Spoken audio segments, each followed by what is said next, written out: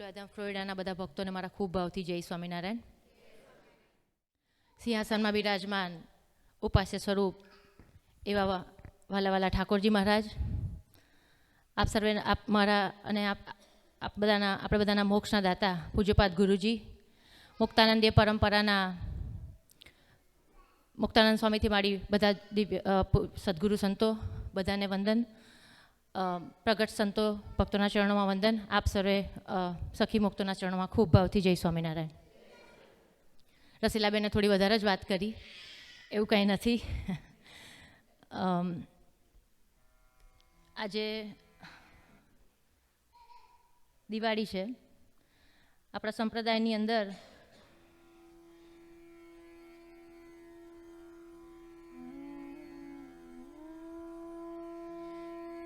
સદગુરુ ભૂમાનંદ સ્વામીએ દિવાળીના નિમિત્તનું એક કીર્તન કરેલું છે. એ કીર્તનના એવા શબ્દ છે કે એ જ દિવાળી રે દેહ મનુષ્યનો, આવ્યો અતિ દુર્લભ કાળ જે, તે જ તુને મળ્યો જેને ઈચ્છે છે દેવતા રે. એ જ દિવાળી રે દેહ મનુષ્યનો. મનુષ્ય દેહની દુર્લભતા એટલી બધી છે ને કે બહુ દુર્લભ છે મનુષ્યનો દેહ મળવો. પર શ્રી કૃષ્ણ ભગવાન અને અર્જુન સાથે વાર્તાલાપ થતો હતો ત્યારે અર્જુને શ્રી કૃષ્ણ ભગવાનને પૂછ્યું કે ભગવાન મનુષ્યનો દેહ ક્યારે મળે? ત્યારે શ્રી કૃષ્ણ ભગવાને કીધું કે મોટો સમુદ્ર હોય, એને એક માથાનો વાળ લઈએ અને વાળના 4 ઊભા ચીરા કરીએ. વાળ કેટલો નાનો, કેટલો પાતળો, એના ઊભા 4 ચીરા કરીએ. એમાંથી એક ચીર લઈએ, એને સમુદ્રમાં ડૂબાડીએ અને બહાર કાઢીએ.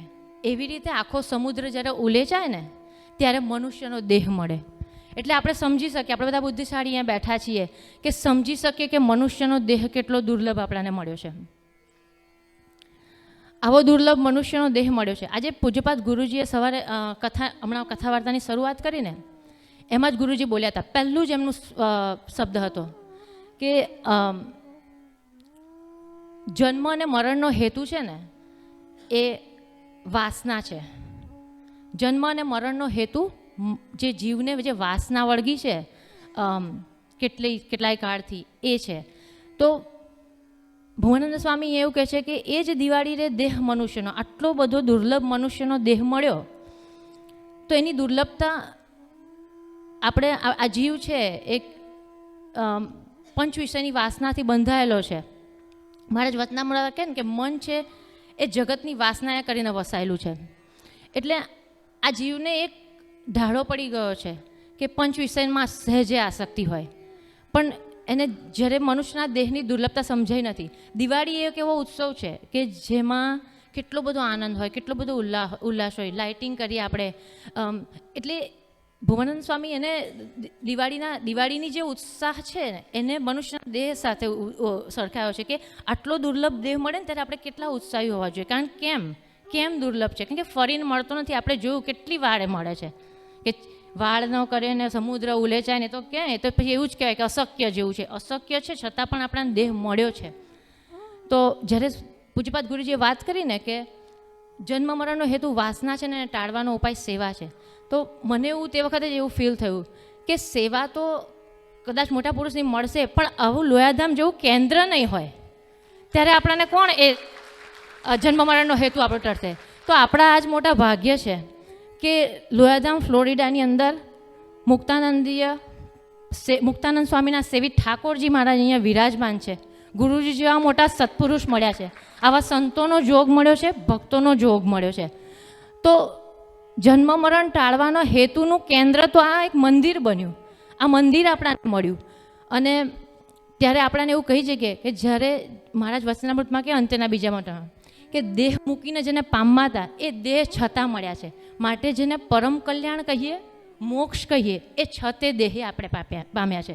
તો જ્યારે આપણાને આવા સર્વોપરી મહારાજ ઓળખાયા, પૂજ્યપાદ ગુરુજી જેવા સત્પુરુષ મળ્યા, સંતો મળ્યા, ત્યારે આપણો દેહ મનુષ્યનો દુર્લભ છે. ત્યારે આપણે એક જ લક્ષ્ય સાધવાનું છે. આટલો દુર્લભ દેહ મહારાજે આપી દીધો છે, ભગવાને આપી દીધો છે, કૃપા થઈ ગઈ છે આપણા પર. તો આજે આપણું લક્ષ્ય એવું હોવું જોઈએ કે મારે આ દેહને, આ જન્મને છેલ્લો કરી દેવો છે. ફરીને મારે માના ખોળામાં જન્મ નથી લેવો, અમારે દેહ છેલ્લો જન્મ કરી દેવો છે. એ છેલ્લો જન્મ કરવા માટે આપણાને આવું કેન્દ્ર મળ્યું છે.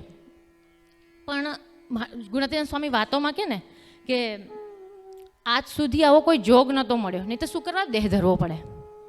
તો દેહ ધરવો, આજે દેહ ધરાઈ ગયો છે, પણ જ્યારે હવે આ સત્પુરુષની ઓળખાણ થઈ ગઈ છે ત્યારે આપણે ફરીને દેહ ધરવો નથી. તો મને એવું થાય કે જ્યારે હવે આ સત્પુરુષ તો મળી ગયા, આ કેન્દ્ર મળી ગયું, તો આપણે કરવાનું શું કરીએ?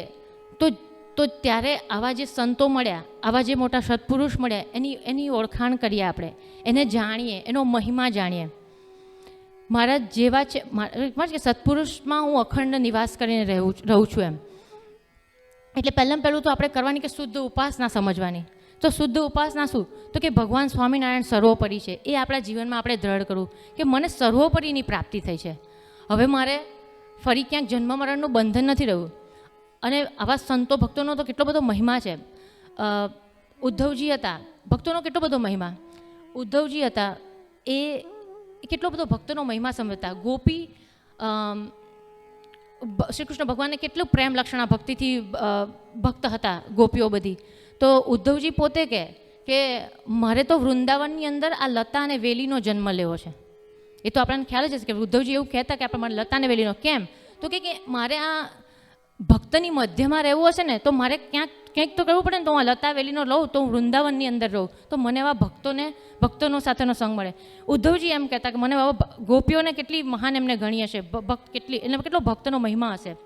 મહારાજ સ્વયં પોતે કે આવા ભક્તના બધે તો જન્મ ધરો ને એમ બહુ આપણા મોટા ભાગ્ય છે. મહારાજ પોતે મહારાજ માળા કરતા, તો એ તો ભગવાન છે, એને કોની માળા કરવાની હોય? તો એક દિવસ ભક્તોએ કીધું કે મહારાજ અમે તો માળા કરીએ બરાબર છે, તમે કોની માળા કરો છો? ત્યારે મહારાજ કે હું મારા ભક્તોની માળા કરું છું. એવો ભગવાનના ભક્તોનો મહિમા મહારાજ સમજતા. તો આપણે પણ જ્યારે આવું મંદિર છે, આવું સ્થાન છે, સંતો છે, તો આપણે એના પ્રત્યે સંપૂર્ણ નિષ્ઠા રાખીએ. ગુરુજી હમણાં શરણાગતિની વાત કરે છે.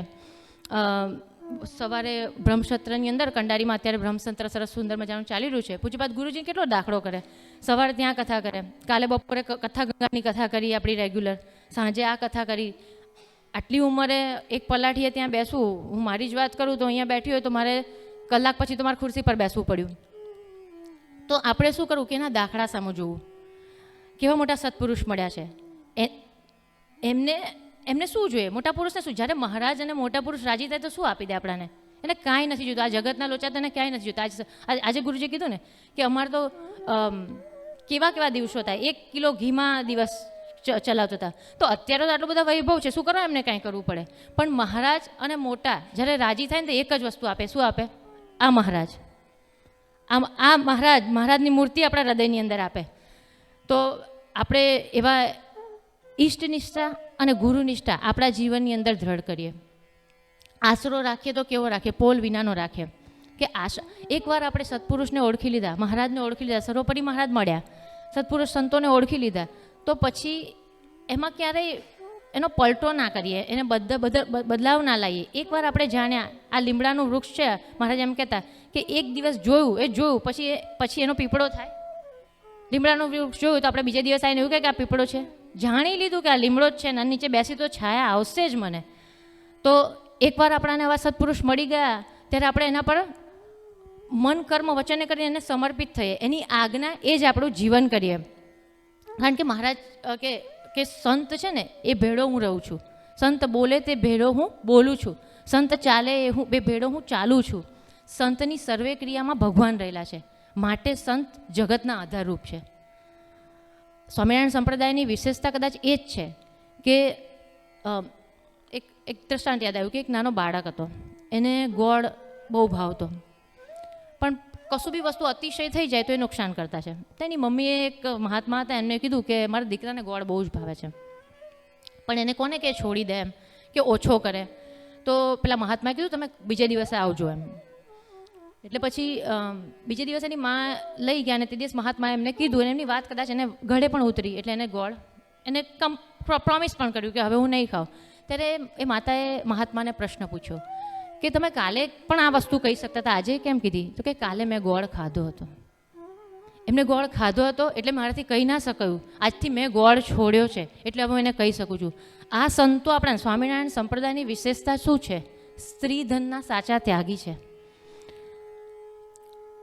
જગત છોડ્યું છે ત્યારે કોઈને ઉપદેશ આપી શકે કે જગત કેવું છે, છોડવા જેવું છે, અને એને મૂર્તિના રસને ચાખ્યો છે માટે એ કહી શકે છે કે આ રસ આવો છે. સુખ પામી રે સખી સુખ પામી, હું તો સામળિયાને શરણે જતા સુખ પામી. એ કોણ કહી શકે કે જેને સામળિયાનું શરણું સ્વીકાર્યું હોય અને એનું સુખ લીધું હોય ત્યારે એને સુખ થાય? તો આપણે કરવાનું શું છે? એક આશરો પહેલો તો દ્રઢ કરવાનો છે કે પહેલાં મને મળ્યા છે એ સર્વોપરી છે, આ સત્પુરુષ મને મળ્યા છે એ સર્વોપરી છે. એનો મહિમા એવી રીતે રાખે.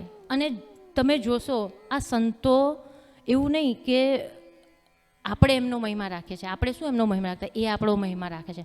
આજે સવારે પૂજ્યપાદ ગુરુજીના દર્શન કરતા હતા, બ્રહ્મસત્રમાં સભા ચાલતી હતી, સભાના અંતમાં બધા સંતો અને ભક્તો ત્યાં આગળ ઊભા થઈને પૂજ્યપાદ ગુરુજીને વંદન કરતા હતા. ત્યારે મેં જોયું જેટલા ટાઈમ સુધી સત્સંગ સ્વામી ત્યાં આગળ બે વાત બોલતા હતા, ભક્તો દર્શન કરતા હતા, પૂજ્યપાદ ગુરુજીએ બંને હાથ જોડેલા રાખી મસ્તક નમાવી એ ભક્તોને દર્શન કરતા હતા.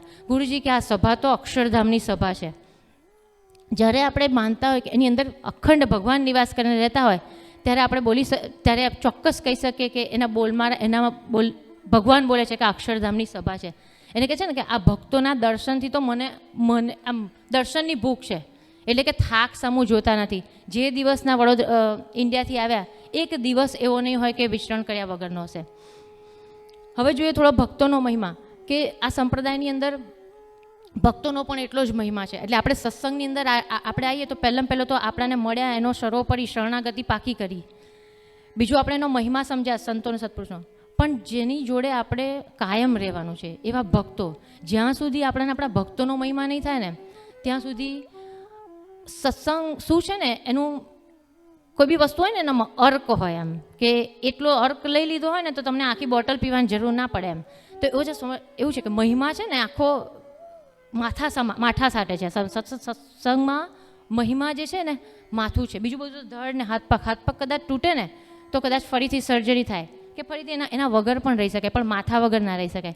તો જેવો આપણને મહારાજનો તો હોય કે આપણે જાણ્યા કે મહારાજ છે, ભગવાન છે, સંત માન્યા કે ચલો સંત વિંદર ભગવાન અખંડ નિવાસ કરીને રહે છે તો સંતનો મહિમા હોય. પણ જેની જોડે આપણે રાત દિવસ રહેવાનું છે એનો આપણે અખંડ મહિમા રાખીએ. એ અઘરો બહુ કેમ પડે? કારણ કે દેહદર્શી દેખે પોતા જેવા સંસારી.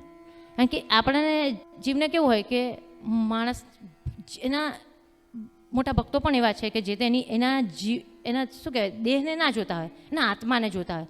તો આપણે પણ આવા ભક્તોની ભીડામાં રહીએ છીએ ને તો મારે પણ એ જ શીખવાનું રહ્યું કે મને આવા મોટા ભક્તો અહીંયા બેઠા છે, મારે શું કહેવું આમાં તો.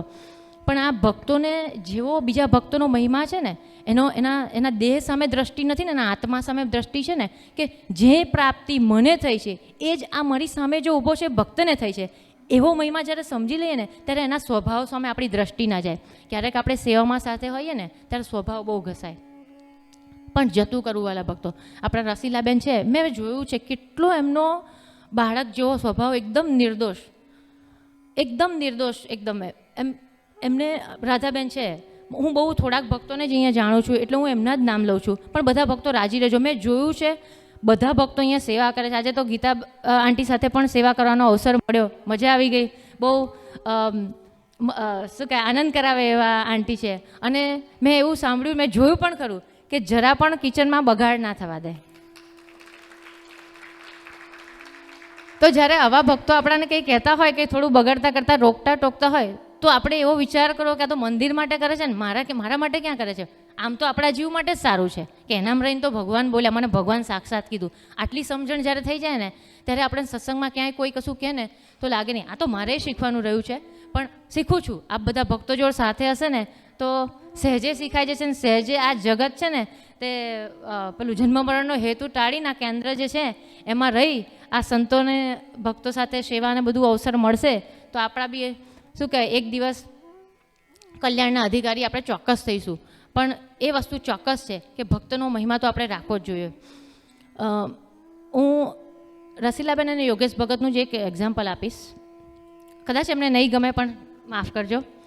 હું વર્ષોથી એમને જાણું છું એટલે હું કહું છું બધા ભક્તો રાજી રહેજો, બિકોઝ બીજા ભક્તોને હું હમણાં જાણું છું ને એમના મેં બહુ ગુણ જોયા છે. પણ અમારે એકવાર અહીંયા ફ્લોરિડા ફરવા આવવાનું હતું. બહારનું આપણે ન જમતા હોય ભગવાનના ભક્ત એટલે, પણ મહારાજ ઓલવેઝ રક્ષા તો કરે છે. આપણે નિયમ પાડ્યો હોય ને જો નિયમની દ્રઢતા રાખીએ તો ભગવાન આપણને મોટા પુરુષ ભેળા ભળે અને આપણી સહાય કરે છે. એટલે નિયમની દ્રઢતા પણ સત્સંગી તરીકે આપણે રાખવી જોઈએ. એ પણ એક આમાં ટોપિકમાં શીખવા જેવું કે આપણે નિયમની દ્રઢતા પણ રાખીએ. તો અમારે ફ્લોરિડા ફરવા આવવાનું હતું. હવે ફ્લાઇટમાં આવવાનું થોડું લિમિટેશન હોય, ફૂડ બધું લવાય નહીં. રસીલાબેનને વાત કરી એટલે એમને અહીંયા આગળ સરસ એક બેન બધું પવિત્રતાથી બનાવતા હતા અને મને કે તમારે ફૂડ ત્યાં આગળ ડિલિવર કરી જશે. અમે ઓર્લેન્ડોમાં હતા. પછી એમની સાથે મારે વાત થઈ કે હા હવે ફૂડ લઈને એ બેન છે એમના સન આવશે ત્યાં. હું ત્યાં આગળ હતી ને તો મને એકદમ નવાઈ લાગી. એ ભાઈ સાથે યોગેશ ભગત ડૉક્ટર પોતે હતા. તો મને એવું થાય કે એમને કેટલો બધો મહિમા છે ટેમ્પાથી ઓર્લેન્ડો ડ્રાઈવ કરવાનું. અમે તો પેલા બેનને ઓર્ડર આપ્યો તો એમનો સન હતા એ તો ફૂડ ડિલિવર કરવા આવવાના જ હતા. પણ ભગવાનના ભક્તોનો એમને કેટલો મહિમા. અમે ન્યૂજર્સીથી આવ્યા તો કે મને બધા ભક્તોના દર્શન થાય ને અને એમને હું પોતે જ એને ફૂડ આપી આવું ને તો આમ સલામત રીતે પહોંચી જાય. તો મને એવું થયું કે જગતમાં આપણે જોઈએ કે ડૉક્ટર કેવા હોય, આમ ડૉક્ટર સાહેબ અને યોગેશ ભગતને જોઈએ ને તો આમ સહેજે વાસણ ઘસતા એવા દર્શન થાય કે આમ એકદમ નાનામાં નાની સેવા કરતા હોય, ગાર્બેજ ઉપાડતા હોય એવી સેવા થાય. સેમ થિંગ રસીલાબેન, ઓર્ડર તો અમે થોડા ફૂડનો આપ્યો હશે પણ રસીલાબેને બીજી 4 આઈટમ એમના તરફથી આપી કે મારા ભક્તો આવે છે ને એમને કોઈ જાતની ખોટ ના રહેવી જોઈએ. કેટલું એમને ભગવાન એક બસ એ જ, એવું નહીં કે હું સારી દેખું, એને ભગવાનના ભક્તોને એટલો બધો મહિમા. ન્યૂજર્સીમાં જ્યારે પાટોત્સવ હતો ત્યારે મનીષાબેન આવ્યા હતા, રસીલાબેન આવ્યા હતા. હંસાબેન તો મને કાયમ અનકૂટ હોય ને એટલે હું બે ત્રણ ઘણી આઈટમો કહું ને તો કે હા હું ગમે તે રીતે મેલ કરીને પણ મોકલાવીશ એમ. તો એમની પણ એટલો બધો ભાવ કે એ પણ આટલે દૂર છે છતાં પણ એમની બીજું વસ્તુ જો લોયા ધામના છે ને એક 2 વસ્તુ હોવી જોઈએ, અહમ અને મમત્વ. અહમ કઈ વાતનો કે હું લોયા ધામનો છું, એ આ ભક્તોમાં જોયું મેં. એ વાતનો ગર્વ છે કે હું લોયાધામનો. અને મમત્વ કયું, લોયાધામ મારું છે. ભલે એ ન્યૂજર્સીમાં ફ્લોરિડામાં હોય પણ ન્યૂજર્સીના કિચનમાં શું જરૂર છે, એ અહીંયા રહીને ચિંતા કરે. આ તો એમનામાં બહુ મોટો ગુણ છે. અને એમને પાછું પૂછવું ના હોય, એ ત્યાં આવ્યા હોય ને તેમને જોઈ રાખ્યું હોય કે શું ખૂટે છે અહીંયા. અને એમને પાછું એવું નહીં કે લિંક ના મોકલે, એ વસ્તુ ત્યાં ડિલિવર કરાવે. તાળીઓથી વધાવો, આવા ભક્તોની વચ્ચે છીએ. અમે આવ્યા શારદાબેન સાથે, શારદા આંટીને મળવાનું થયું.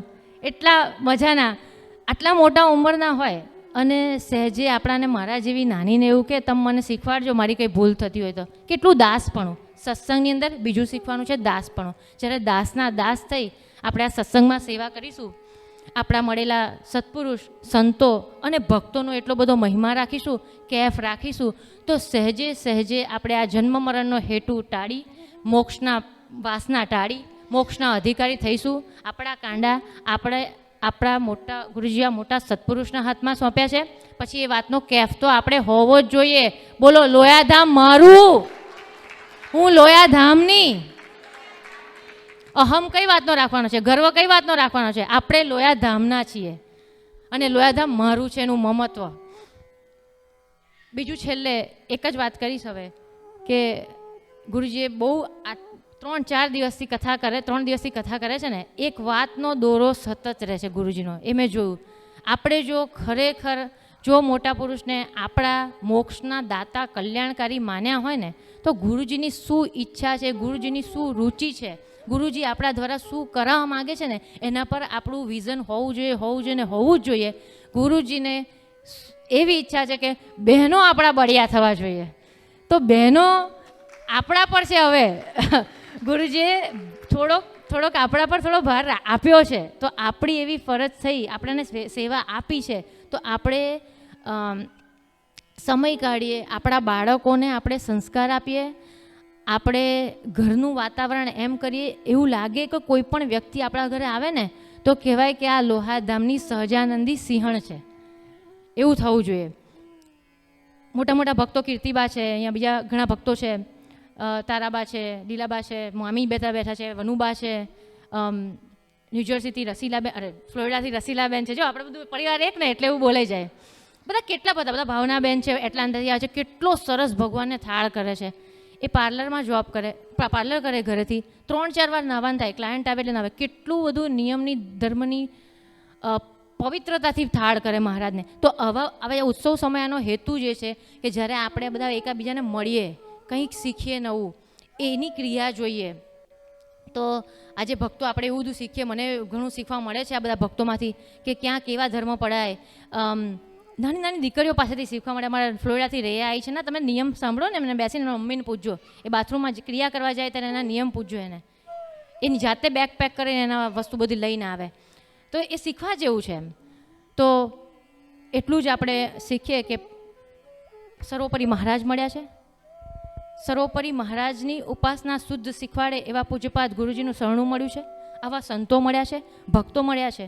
મહિમા રાખવાનો છે, મહિમાથી સેવા કરવાની છે, દાસપણું રાખવાનું છે. અને સત્સંગમાં દાસના દાસ થઈ સેવા કરવાની. અને જે ગુરુજીએ આપણાને બહેનોને જે કીધું છે કે બહેનોને બળિયા થવું પડશે. આપણે જ્યારે સત્સંગ આપણે એક હાથ કર્યો છે ત્યારે આપણે કોઈને એક વેંત ઊંચા કરી શકીશું. તો ગુરુજી તો આપણા માટે કેટલું બધું કરે છે. તો આપણેથી એક હાથ કે એક વેંત આટલા ઊંચા થઈશું ને તો બી ગુરુજી આપણા પર રાજી થશે. આપણે કમાવું છે રાજીપો.